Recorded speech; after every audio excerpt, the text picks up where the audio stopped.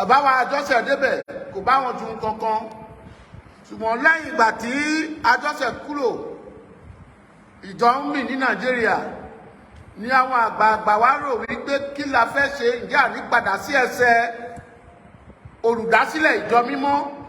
èmi ni tí náà lóòótọ́ bàbá confam international ọkọ̀ oṣù ọkọ̀ àjẹ́ ọkọ̀ èmèrè.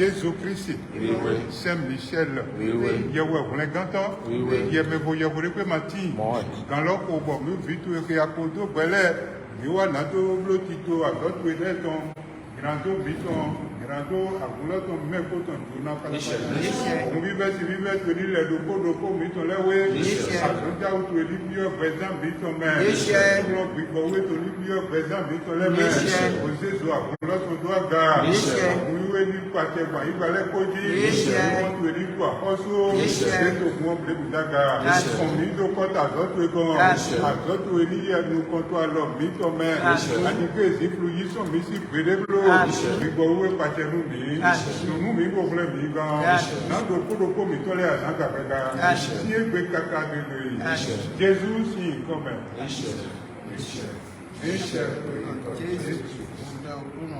Tọ́ ìtọ́ etí tó lọ ń wé mẹ́, yíyọ ọ̀dá ìkọ́tò ẹ̀, àhọ́rùn nínú wa, yóò tó nínú àgbà ìwọ̀n ilé ìgbé tó lọ wé mẹ́ ló, náà bí égbé ìlú èdè sọ̀rọ̀ ní, jóná wà ní tọ́lẹ́dà mú, ilé ìbílẹ̀ ń jóná, mẹ́wàá yẹn tó mílẹ̀ ló, tó àdígbé ìyẹ̀pọ̀ ìfọ̀mọ̀ ló, ṣìbá àwọn ìsọ̀yìn àwọn rẹ̀, náà lórí àkọlù rọ, kó rán kó ìwò tó epo, káàkà lórí níṣẹ́.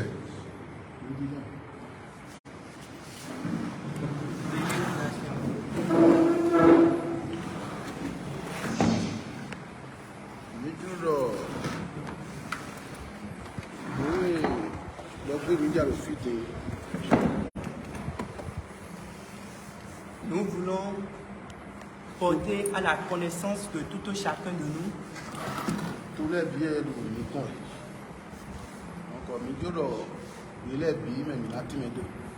Nous allons l'expliquer presque dans toutes les langues, car c'est presque le monde entier qui est à notre écoute.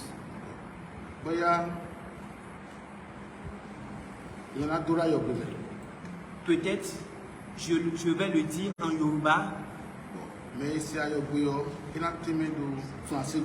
Et peut-être celui qui comprend Yoruba va l'expliquer en français ou en fond. Mais c'est anglais, anglais. Celui qui comprend l'anglais va l'expliquer en anglais. Et moi. C'est bon? Je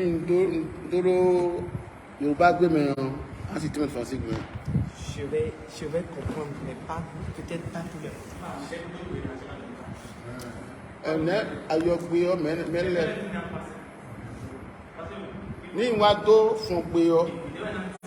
bon, tiens, me dit que boni, il y a un matou à les deux fonds. Bon, une taille au deux fonds, mais il y a un timide dans le game, il y a un timide dans le game. Ça, c'est good.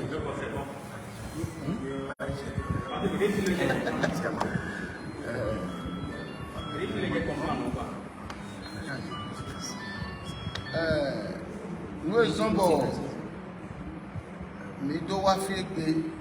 L'essentiel pour lequel nous sommes regroupés ici,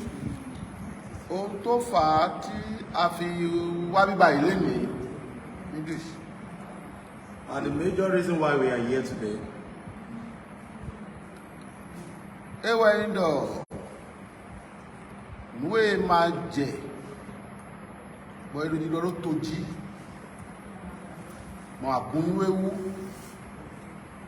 bon, me dit de mi-temps, pasteur, mon bina,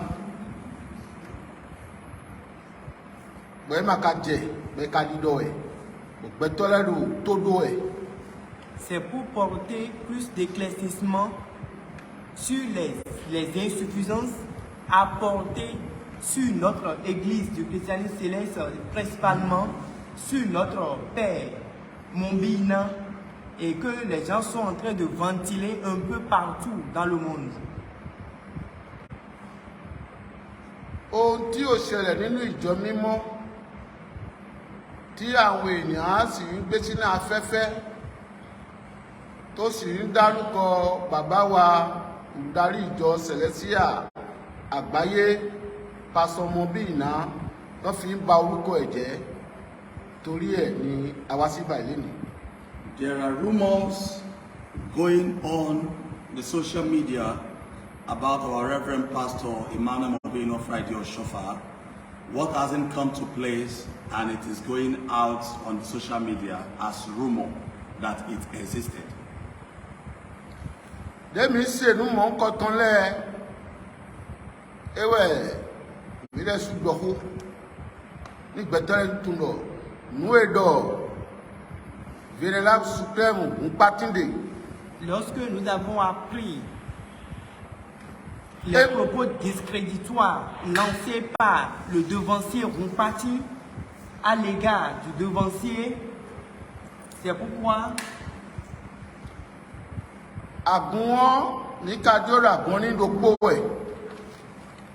l'Église, nous souhaitons l'unicité dans l'Église, au sein de l'Église du christianisme céleste. Ohun tí a ń sọ ni wípé ohun tí ẹni tí a dárúkọ ẹ̀ tó jẹ́ Venerable Mpati tó wà nílùú yìí, ohun tí ò yẹ kó sọ sí pásọ, ohun tí ò yẹ kó sọ sínú ìjọ mímọ́ tó tẹ̀ ń sọ tí ò rí bẹ́ẹ̀ tí gbogbo ènìyàn ń fi etí sí, tí èmi gẹ́gẹ́ bí Àjọbí Firmin tí mo dá lóhùn pé kò rí bẹ́ẹ̀ tó sì sọ pé ó rí bẹ́ẹ̀ ó la fi wá sí báyìí ni. What we are discussing here today, what we are saying here today, is concerning one venerable Upati spreading a rumor on the social media about His Eminence Emmanuel Mobino Friday Oshofa, that it happens, but which our father, Venerable Super Evangelist Ajovi, debunked such information on the social media. That's the major reason why we are here today. Nous comptons Edouard Djebe et Miwa Makoko. Premièrement, Honorable Mpati a déclaré qu'il était venu à Makoko. Ojijan Ikoro, comité Makoko Tonleko. Bon, Kode Dole Owe Indojime. Comité Lewe de Emmanuel Osova. Pasteur Emmanuel Osova le Djeme. Ni Irane Kwe, Suzanne Fossi Kwe. Bona Motemla Toblo, Aguna. Wego Eledo. Akwe Irolevone. Bon, assistance est tombé en première place. Bon, et quand les nez, quoi, beaucoup de temps les bio, et non, Diami Demeni. Et nous avons coupé Emmanuel Passé, nous avons vu tant les tités. Bon, et nous avons dit, il faut aussi à l'odi, donc nous avons poussé un mot, et nous avons comité les étés sur les nous. Le vénérable Honorable Mpati a déclaré qu'il était venu sur la terre de Makoko et il a fait une rencontre avec le comité de Makoko et là, il retient que lors de la rencontre, c'est dire que Emmanuel Oshofa, il est payé mensuellement pour ses voyages. Il sauvegarde la première place et avec son cortège, les gens lui payaient, on lui assume le carburant et il se déplace avec ça pour aller chaque fois. Donc, ces propos discréditoires qu'il lançait sur le révérend pasteur Emmanuel Oshofa, tout cela sont jugés injuste à l'égard de ce dernier. Voilà ce qui est la cause pour laquelle il a été traduit devant la justice. Ẹni tí à ń pè ní Mpati, ohun tó sọ ni wípé òun jókòó pẹ̀lú àwọn àgbààgbà tó wà ní ìlú Nàìjíríà. Ó ní ọ̀rọ̀ tí wọ́n sọ ni wípé bàbá wa olùdarí àgbáyé Pasọmọ bí iná nígbàtí ó gun orí àléfà, àwọn kọmitì yẹn ṣàlàyé fún mi pé àwọn máa fún ní owó náà jẹ́ 2 million naira. Orílẹ̀ yẹn gbogbo jẹnẹrétọ̀ tó wà nílé ẹ̀ wọ́n tún ra epo sí. Ìkẹta tó bá ń travel, ìjókòó àkọ́kọ́ ní plane ìyàwó ẹ̀ wà tó máa ń sanwó ẹ̀. Ó ní kò tẹ́ mọ́bíl lẹ́nu. Ó ní lẹ́yìn yẹn òun ni ó sọ wípé wọn ò gbáwó mọ́. Wọn ò gbáwó mọ́ ẹ̀, wọn àti àwọn àbúrò ẹ̀. Wọ́n wá sọ wípé àwọn máa padà sí ọwọ́ àárọ̀ tí bàbá wọn wà. Ó nítorí náà ni àwọn àgbààgbà Nàìjíríà, àwọn kọmitì wọ́n fi gbé lọ sí court, tán fi wà ní court tí kò sì rí bẹ́ẹ̀. What we are saying here is the man called Opati said he sat in a meeting with the elders of the church in Lagos, talking about that His Eminence gave him the amount of 2 million naira, and that they will furnish him with generator in his apartment, and as well in traveling in plane, that the wife will be placed on first class treat on the plane, that he has come to say no, that he doesn't want all that, but to come to review all these lies on the social media, which they are all false. ndeka imoa pasteur Mobina. Tout cela est faux. Qui ton wede de France. Le révérend pasteur était tranquille en France. Wende papa kuo bada jefine. Après la mort de papa Oshofa, nous avons le révérend Bada qui l'a suivi. Qui était là. Il n'a rien discuté avec lui. Papa Abba aussi. Le révérend Agba aussi l'a suivi également. Il n'a rien discuté avec le révérend Agba aussi. Aussi, le révérend Adjose aussi était là. Il n'a rien discuté avec lui. Et non, voici France, Gagabi, Agouvi, Bonowa, Bonablo sur 7 ans. Il venait tranquillement de la France comme un simple fidèle. Et il venait célébrer le culte et après il se retourne chez lui encore, en France.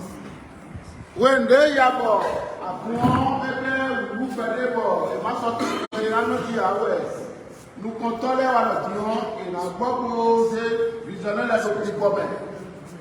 Bonacondo, pour les papas qui ont beaucoup, c'est quand les tendances ont commencé au sein de l'Église que les sages de l'Église se sont concertés et ils ont regroupé les visionnaires pour pouvoir désigner quelqu'un qui va réellement prendre la place du révérend qu'il faut. Papa Milton Mobina, pasteur et Maloufine, notre père, révérend pasteur Mombina, n'était pas là avant que toutes ces décisions ne soient prises. Nous comptons les bientôt, mais bon, vision blodi, vision kaka. Merci, nous quand après, les devanciers, les sages de l'église se sont lancés dans des recherches, dans des rituels pour pouvoir désigner quelqu'un digne du nom. Les noms qu'ils ont amenés, les noms sur lesquels ils ont travaillé, aucun de ceux-là n'a été sélectionné par les visionnaires.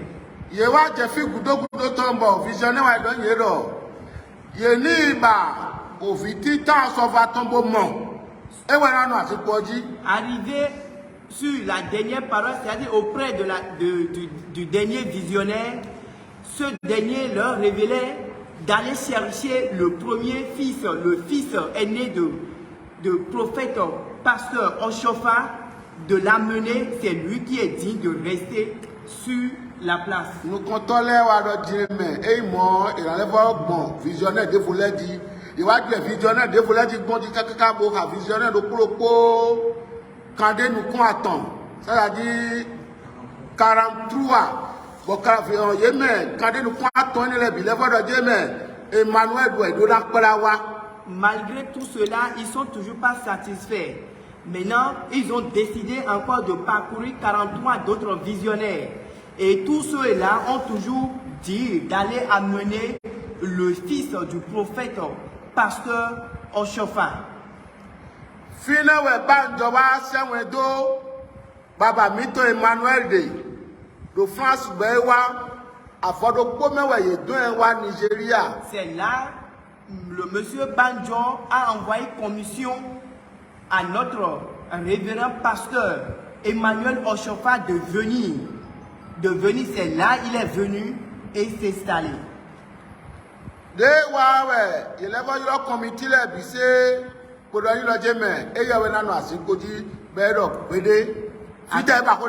À son arrivée, ils ont regroupé également les sages de l'église, les hauts dignitaires de l'église, pour se concerter devant eux. Ils ont déclaré que c'est Emmanuel, le révérend pasteur Emmanuel qui va occuper la place. Et là, il s'est opposé, le révérend pasteur Emmanuel s'est opposé, dit, d'où viennent encore cette parole. Maman Médou, Papa Miton Darosiasiwe. Maman Midou, que tout le monde reconnaît en tant que la première femme la femme du prophète pasteur Oshofa. Jacob Ousiya. La maman de Jacob. comité lẹ́wà ìfẹ́rọ̀ ní kẹ́kẹ́rẹ́ bó sàbónú Emmanuel nìyí sì yí pé.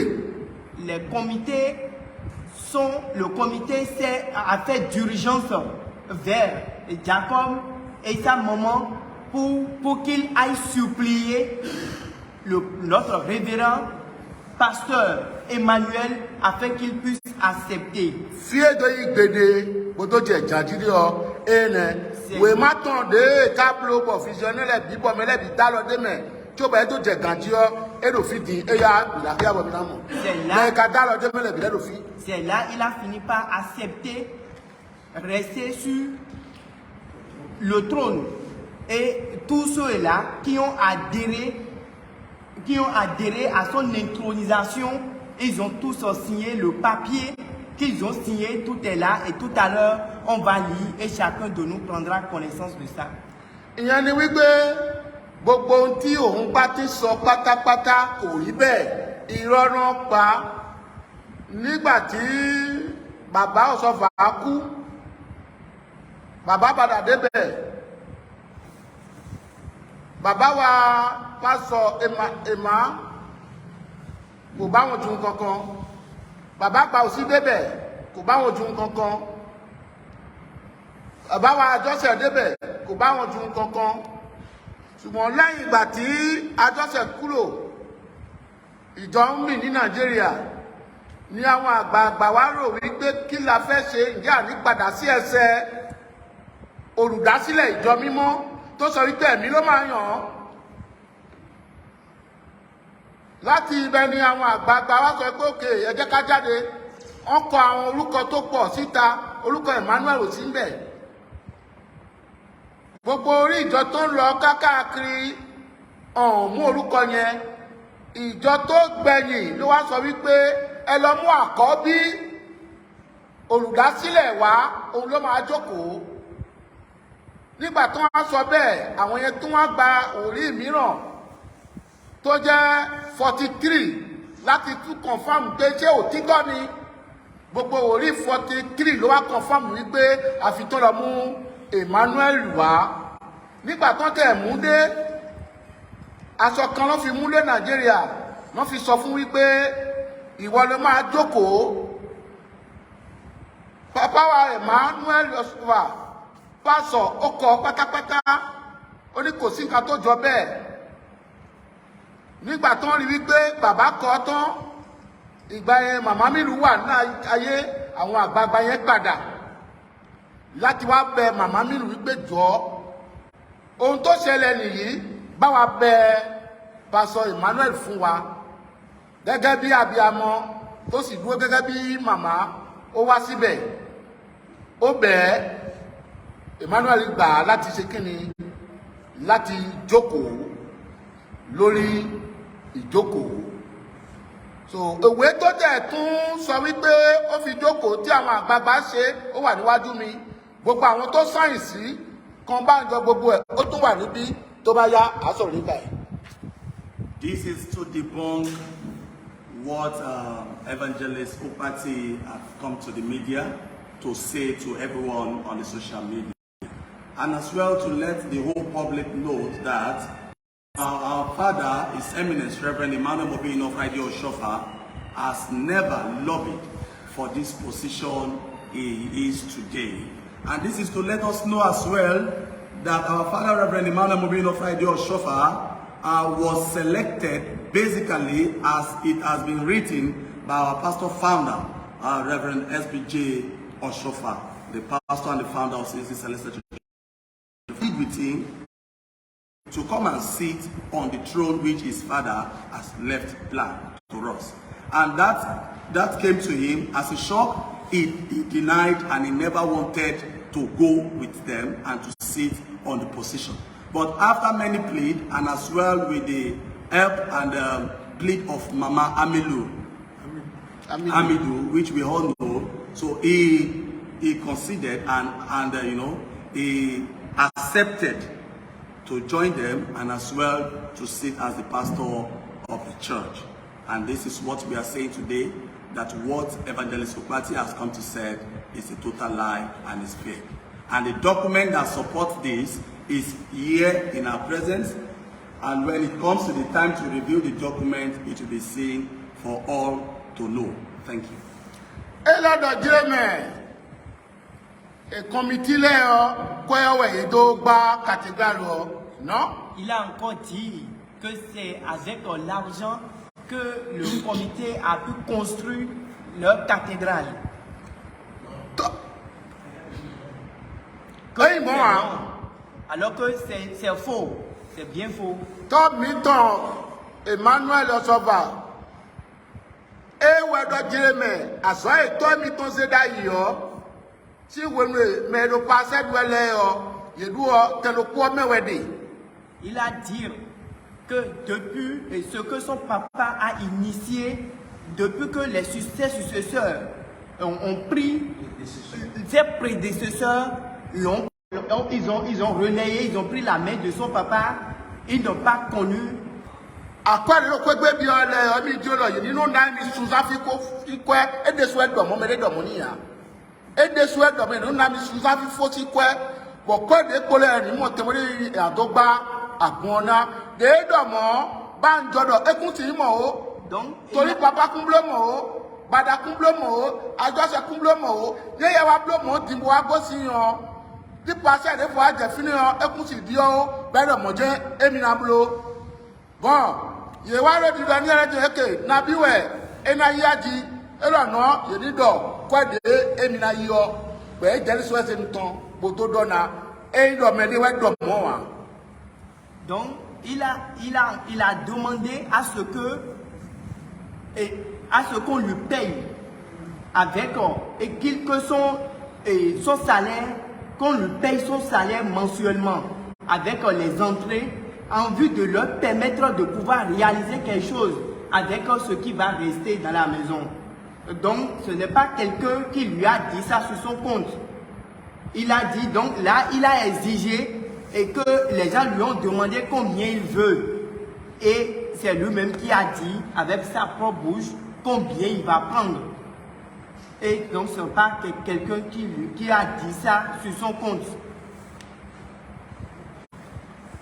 Òun fún ara ẹ̀ ló sọ wípé kán fún ọ ní owó oṣù torí pé bí ilé yìí ṣe wà kàtígà yìí ṣe wà kò tẹ́wọn lọ́rùn tó bá fún òun ní owó oṣù ìyẹn ni wípé gbogbo owó tó bá wọlé kán lè fi kọ́ kàtígà nígbà tó sọ bẹ́ẹ̀ bàbá Bánjọ ló sọ wípé kò lè rí bẹ́ẹ̀ nígbà tí bàbá ẹ̀ wà ń bẹ̀ a ò ṣe bẹ́ẹ̀ nígbà tí bàdá wà ń bẹ̀ a ò ṣe bẹ́ẹ̀ nígbà tí àjọṣe wà ń bẹ̀ a ò ṣe bẹ́ẹ̀ tí ìwọ bá fi lélẹ̀ bẹ́ẹ̀ yẹn tó bá kúrò tí pásọ̀ míì bá wá dé kò ní ṣe yí padà mọ́ ó sì sọ wípé ohun tóun sọ òun ni kán ṣe òun fẹ́ kí ilé yìí kó di kíkọ́ bó ṣe bẹ̀rẹ̀ nìyẹn. His Eminence, Reverend Emmanuel Mobino Friday Oshofa, said it emphatically that the church should put him on a salary payment in which he in turn used all this money for the building project of the church cathedral at Imeko. But Baba Banjo, he debunked and he refused. He refused to make this payment to him. He was the one who said, if you later leave this position as a pastor, that simply means other pastors that will be coming on board will as well want the payment of monthly payment. So which they didn't concur to what the pastor had said. And the pastor said, what he has said, it is what they should implement.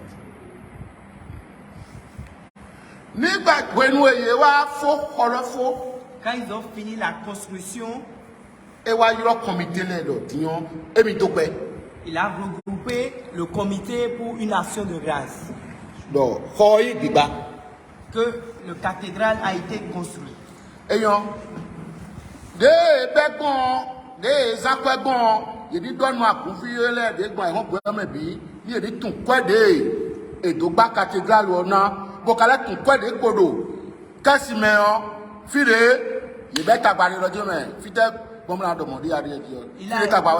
a exigé à ce qu'on fasse et le compte, l'inventaire, c'est-à-dire le bilan, tout ce qu'ils ont dépensé pour pouvoir construire leur cathédrale, comment ils ont effectué les dépenses, ce qui reste dans la caisse, de faire ce bilan à tout le peuple de Dieu. Et c'est là, c'est l'origine des tapages, des disputes entre ces leaders-là. Lẹ́yìn ohun tó ṣẹlẹ̀ nígbà tó parí ilé tán, ó wá ṣàlàyé pé bí ẹ ṣe kọ́lé yìí, ìnáwó tí ẹ ná, ẹ jẹ́ kí àwọn èèyàn ó mọ̀ owó tó parí ilé yìí, owó tó jẹ́ tó kù sínú àpò, ẹ sọ jáde kí gbogbo àgbáyé mọ̀ ibi tí àwọn kọmitì tó kọ́lé sọ wípé báwo ló ṣe máa ṣe bẹ́ẹ̀ kí wàhálà fi bẹ̀rẹ̀ nìyẹn.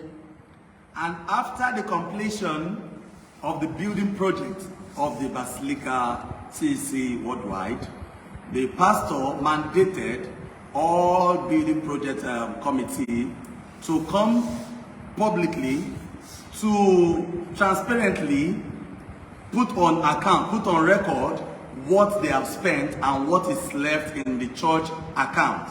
And that is where the whole thing comes out as a fact, because they were never ready, or they don't even want to give the proper account of what is left in the account. And they told the pastor that why would he have asked them to come and make records of what they have done so far.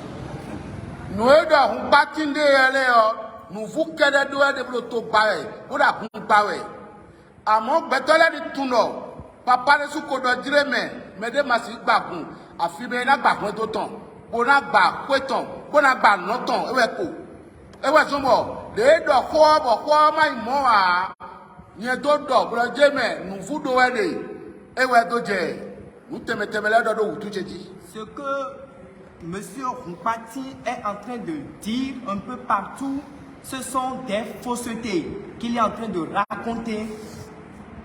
Ce qu'il n'a pas vu, il ne fait que dire de faux témoignages. Donc, c'est ce sur quoi je me suis prononcé.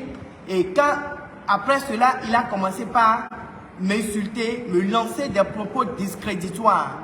Certes, comme l'a dit le prophète Oshofa, pasteur Oshofa, il dit, personne ne peut briser l'église, sauf s'il va briser son foyer, briser sa vie et détruire son avenir de demain. Gbogbo tí ń bá ti ń sọ irọ́ pátápátá ni kò rí bẹ́ẹ̀, nítorí pé kò rí bẹ́ẹ̀ òun ni mo fi fún lésì pé irọ́ ló ń pa fún àwọn ènìyàn. Pé gbogbo nǹkan tó ń sọ irọ́ pátápátá ni ó ń sọ. Lẹ́yìn ìgbà tí mo sọ bẹ́ẹ̀ tán ló bọ́ síta ló bẹ̀rẹ̀ sí ní ba orúkọ mi jẹ́, mi ò jẹ́ bákan.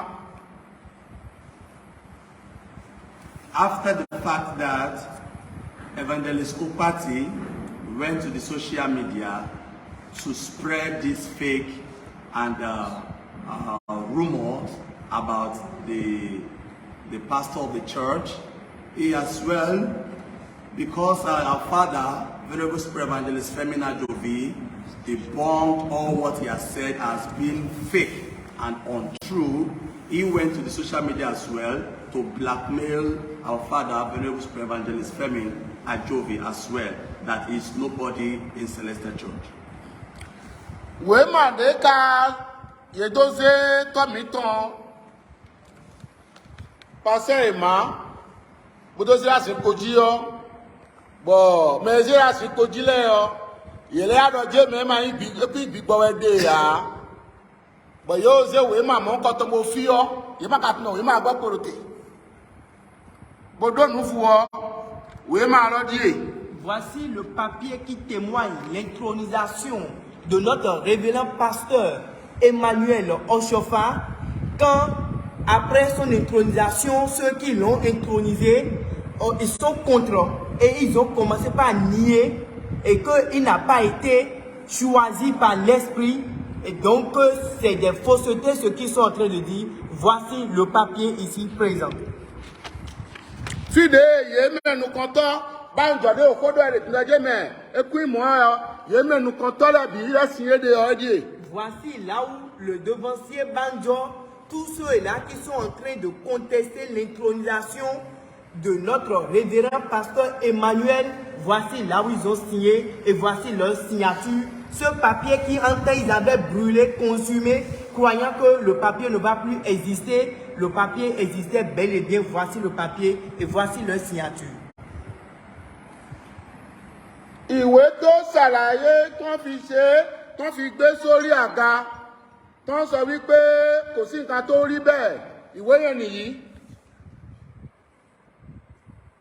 This is the document to show the members CEC worldwide that appointed our Reverend Emmanuel Mobino Friday Oshofa as the pastor and head CCC worldwide.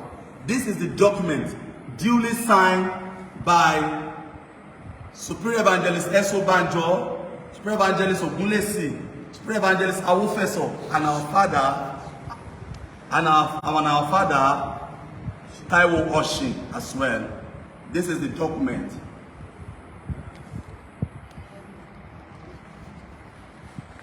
Hallelujah. Hallelujah. Wego mina modo video tonde plobodo do ko seto mi yon ena mi pro pase ma ko no do ko do we do tun mi me bi na ser video me no ko ko do we. Secondo, vous verrez sur la vidéo qu'il publie. Vous verrez dans cette vidéo qu'il est en train, il a dit qu'il échange fréquemment avec le révérend pasteur Emmanuel Oshofa. Vous verrez ça dedans. Ó tún parọ́ wípé òun bá bàbá wa Emma sọ̀rọ̀ àti ìyàwó ẹ̀ lójoojúmọ́ òun àti ẹjọ́ ń sọ̀rọ̀ irọ́ ló ti pa. Evangelist Upati as well lied that he is always in conversation with the pastor and his wife, which all these are not true. Pardon. Kó lè ń lọ etí náà wà ní pẹ̀lú. Edonu fúra jẹ́mẹ̀. Emi gbọ́ pàṣẹ mi tó kúrò ní kódò ìwélẹ̀ kónú kúrásì tó kó. Eka ìmọ̀ wà bẹ́lẹ̀ fọ́dọ̀ ló tojí. Il a menti dans sa vidéo qu'il échange fréquemment avec le révérend pasteur Emmanuel Oshofa ainsi que sa femme régulièrement. Et dans sa vidéo, voilà ce qu'il a dit. Tout ça là sont des propos, ce sont des allégations mensongères. Tout est faux et archi faux.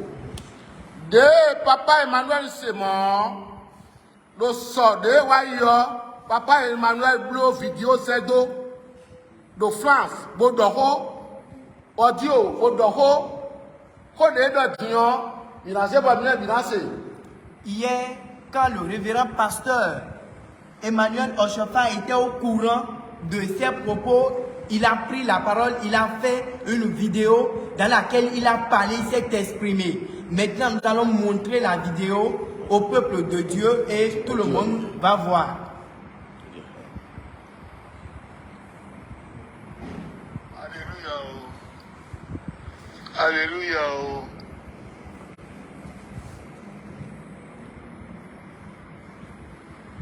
Alléluia. Mado un pratiquant. Vedi? Chi è un pratiquant?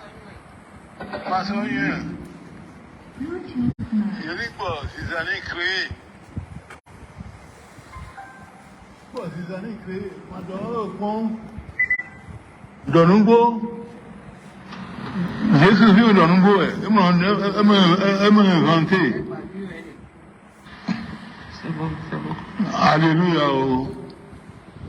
Alléluia. Oh. Alléluia. Madame, nous pratiquons, verrez, fiez-moi, c'est con. Ma soeur, Nígbà Zizani créé. Nígbà Zizani créé. Madoro kan. Donungbo.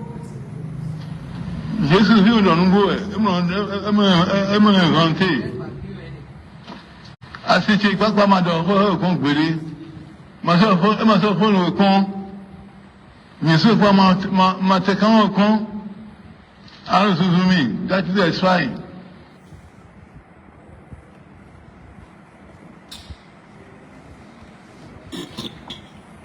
Alléluia.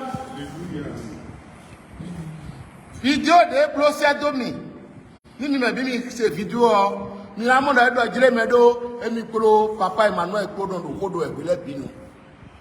Dans sa vidéo, vous verrez qu'il a dit qu'il est toujours en conversation avec le révérend pasteur Emmanuel Ochofa.